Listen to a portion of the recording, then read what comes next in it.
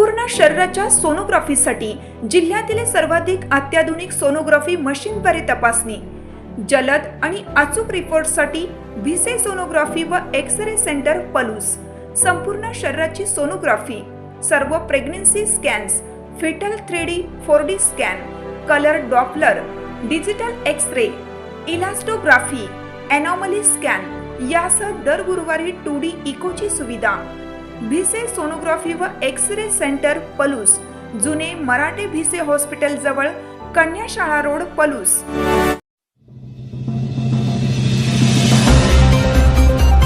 सांगलीत आखाती युद्धाचा फटका, गॅस टंचाईमुळे हॉटेलचा निम्म्याहून अधिक मेनू बंद.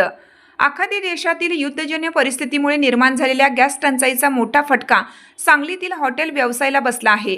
जिल्ह्यात गेल्या 2 दिवसापासून गॅस पुरवठा विस्कळीत झाल्याने अनेक हॉटेल चालकांनी कोळशाच्या शेगड्यांचा पर्याय स्वीकारला आहे. मात्र यामुळे स्वयंपाकास विलंब होत असून हॉटेलमधील 50% पदार्थ मेनू कार्डमधून कमी करण्यात आले आहेत. दुसरीकडे पुरवठा विभागाने शहरातील हॉटेल्समध्ये धडक तपासणी मोहीम राबवून व्यावसायिक सिलेंडर वापरण्याबाबत कडक इशारा दिला आहे.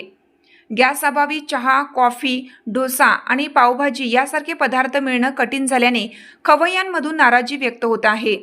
या गंभीर संकटावर तोडगा काढण्यासाठी हॉटेल व्यावसायिक लवकरच जिल्हाधिकाऱ्यांची भेट घेणार आहेत.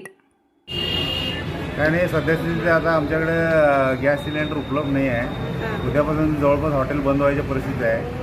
आता आहे ते लास्ट शेवट मिळालेले सिलेंडर ते आणि कोळशाचे असं दोन्हीचं कॉम्बिनेशन करून आम्ही हॉटेल चालू ठेवलं एवढ्या दिवसात. पण आता नुसतं कोळशावर करायचं म्हटल्यावर ते 25%च्या वर काही धंदा करता येणार नाही आम्हाला.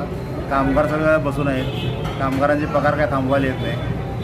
त्यामुळे हॉटेलवाल्यांची परिस्थिती बेकार झालेली आहे. ते मी शासनाला एवढं रिक्वेस्ट करू इच्छितो की लाईट बिल थोडं आम्हाला कमी करून इलेक्ट्रिकवर हॉटेल, ओव्हन नाही तर आपलं इलेक्ट्रिक फ्रायर या सर्व उपकरण वापरून त्याला काय तर त्यात डिस्काउंट दिलेलं बरं आहे. आता सरकारी अधिकारी आले होते तुमच्याकडं, सरकारी पुरवठा अधिकारी आले, ते गॅस सिलेंडर किती आहे ते सगळे चेक करून गेले. आता आम्हाला जेवढे चालू आहे तेवढे गॅस चेकिंग करून गेलेले.